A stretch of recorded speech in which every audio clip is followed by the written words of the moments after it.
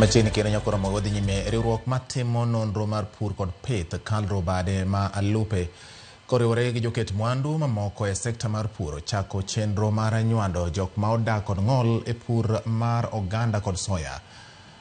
Ma en chenro ma igeto ni biro yawo thuolo mag tije ne joma odak kod ng'ol kata joma ng'ol kendo medo chiemo e kinde mag yudo keyo. Romone ma oyore ga pisas mag riwruok matimo nonro ewi pur kod pith KALRO, joket mwandu e sekta mar pur kod rawere ma jopur ma odak kod ng'ol en mar rango yore ma inyal kony godo midhiero ma jopur modak gi ng'ol. Oyangore ne gikale midhiero kaka nok mar pi, gik ma giolone godo cham pi kod gik ma girwako seche ma gin e puodho. Hata kama unanikodolea macho, sioni. Jacqueline Amutusu ma en rawera ma momo kod Evelyn Barasa ma en muofu wacho kaka gisakonyore kokalo e chenro mar Youth Sustainable Aquaculture mong'ere kaka YISA, kendo gilero okang' ma gisegoyo kokalo e pur mane gichako dwe mar 7 higani. Vijana wamepata nguvu kwa sababu walikuwa wametengwa kama vijana walemavu, walikuwa wanasononeka tu kwa milango, hawana mbele kwa sababu hata akienda kuomba mtu makatala, mtu anasema saa ngapi nilete mtu mlemavu kujikokota kwa shamba yangu. Lakini saa hii wakiona vile tuko na bidii, tunapanda soya yetu na soya inanawiri na tunajua kupitia ndani ya hii soya tutaendesha magari.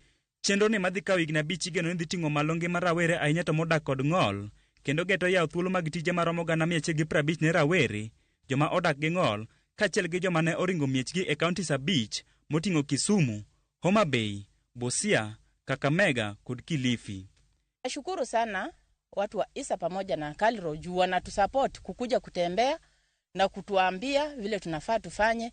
Unajua tunapofanya hivyo tunajipa moyo, tunaonekana pia sisi ni watu kwa wengine. Sisi tunashukuru sana kwa najua tukivuna hapa tukivuna hii soya tutaweza kujiendelesha kwa maisha.